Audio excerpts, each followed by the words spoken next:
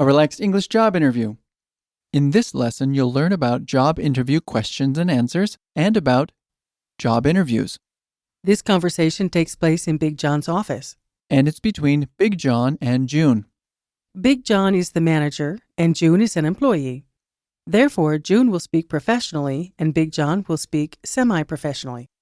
Let's listen to the conversation.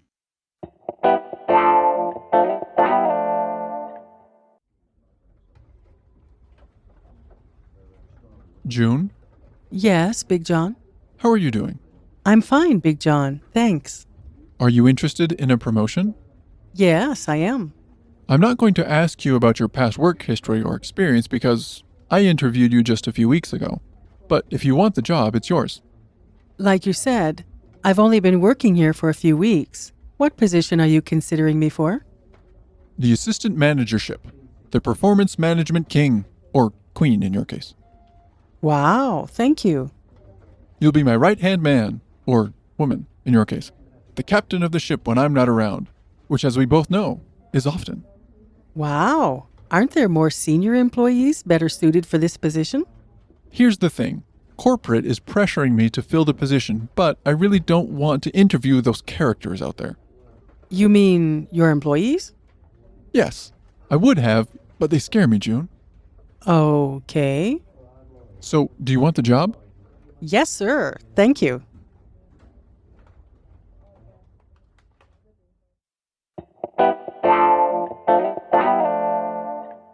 This is a job interview, so let's talk a little bit about job interviews. A job interview is a process in which an employee or potential employee is evaluated or interviewed by an employer. The purpose of the job interview is to determine whether or not the applicant is qualified for the position. In our grammar point, we're going to review the structure of a job interview. We'd like to talk now about some tips for preparing for the job interview. One of the most important aspects of the job interview is the appropriateness of how you are dressed. Appropriate interview attire varies greatly and is dependent on the job type. That's right. For example, interviewing for a job at a local bank would require formal attire. For men, a suit or a collared shirt with tie and dress pants. For women, a dress, a blouse and skirt combination, or dress pants and a blazer. In contrast, in applying for a job at a local bike mechanic shop, appropriate attire could be a biking jersey, biking gloves, a biking helmet, and probably sunglasses. At least that's what I was wearing when I got my job as a bike shop mechanic. Let's have a look at the vocabulary for this lesson. The first word we'll look at is Assistant. a person who helps, assists. Assistant. Assistant. Our second word is Captain. the person in command of a ship. Captain. Captain. Our third word is Ship. water-going vessel for transportation. Ship. Ship. Our next word is Pressure. the use of persuasion, influence, or intimidation to make someone do something. Pressure. Pressure. Next is Position. a place where someone or something is located or has been put. Position. Position. Next is Interview. a meeting of people face to face, especially for consultation. Interview. Interview. Next is Character. an interesting or amusing individual, slang. Character. Character. And our last word is Scare. cause great fear or nervousness in someone. Scare. Scare. Let's have a closer look at the usage for some of the words and phrases from this lesson. In the dialogue, we heard the noun performance management. Performance management is a way of managing someone's performance. Usually this is perceived as the bosses controlling their employees by giving them exact and specific tasks. For most people, this is just a new way of saying micromanage. Could you break this down? Performance management. And one time fast. Performance management. What's next? Our next topic is have versus of in conditional forms. To be clear, it should always be written have. However, sometimes the pronunciation can be changed to of just because it's easier to say. Could you give us an example? I would have, but they scare me, June. But it should be, I would have, but they scare me, June. just for the pronunciation, it can be switched to of. But when you write it, it always needs to be. So could you break it down for us? I would have. And one time fast. I would have. Let's take a look at the grammar point. So Barbara, what's the focus of this lesson? The focus of this lesson is job interview questions and answers. In the dialogue, we heard the phrase, Are you interested in a promotion? in an interview, you'll usually go through some specific stages which have specific questions and answers. First, you'll introduce yourself, then talk about your education, then your qualifications and experience, and last about your willingness to work. As you can imagine, this requires a certain flexibility in your usage of tenses. Okay, so stage 1, the icebreaker. When you walk into the room, the very first impression you make on the interviewer can have a great influence on the rest of the interview. It is important that you introduce yourself, shake hands, and are friendly. The first question is often a breaking the ice type of question. For example, it could be, how are you today? Or, did you have any trouble finding us? Or, what do you think of the weather today? Don't be surprised if there is a friendly tone and answer the question without going into detail. The language you answer with should be simple but polite and always positive. Always positive. That's good advice. You should always be positive in job interviews. Good answers to this kind of a question would be, I'm fine, thank you, and you? Or, I'm well, thank you.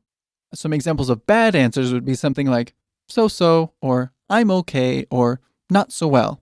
Those aren't good answers because they're negative. On to stage 2, down to business. One of the first requests is when the interviewer says something to the effect of, tell me about yourself. This question is meant as a general introduction. Don't focus too specifically on any one area of your life.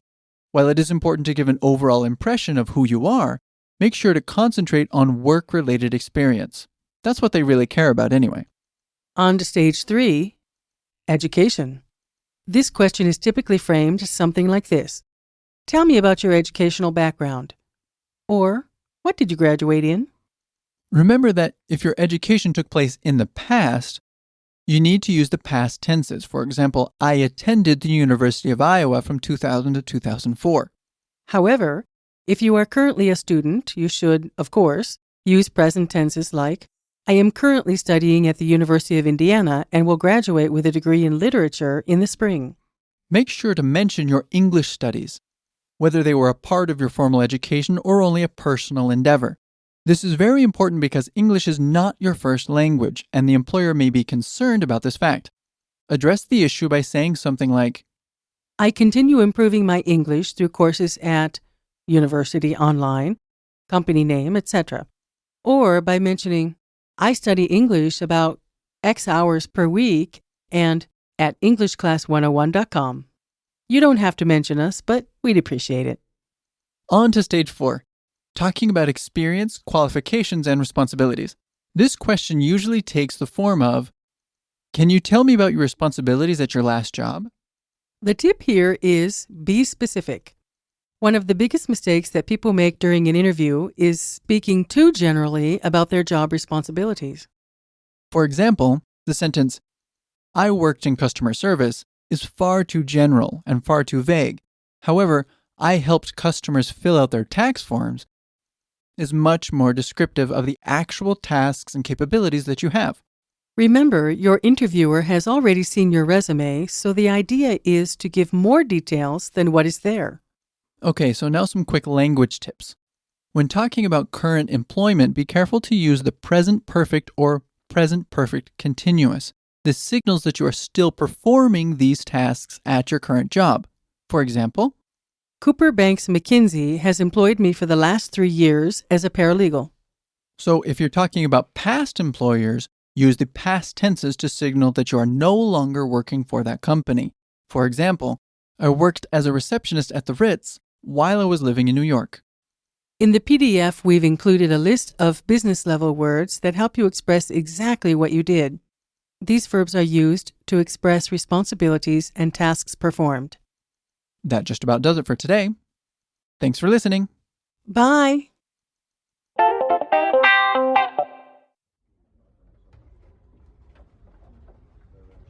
June, Yes, Big John. how are you doing? I'm fine, Big John. Thanks. Are you interested in a promotion? Yes, I am.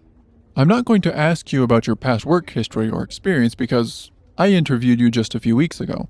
But if you want the job, it's yours. Like you said, I've only been working here for a few weeks. What position are you considering me for? The assistant managership, the performance management king, or queen in your case. Wow, thank you. You'll be my right-hand man, or woman in your case, the captain of the ship when I'm not around, which, as we both know, is often. Wow, aren't there more senior employees better suited for this position? Here's the thing. Corporate is pressuring me to fill the position, but I really don't want to interview those characters out there. You mean your employees? Yes, I would have, but they scare me, June. Okay. So, do you want the job? Yes, sir. Thank you.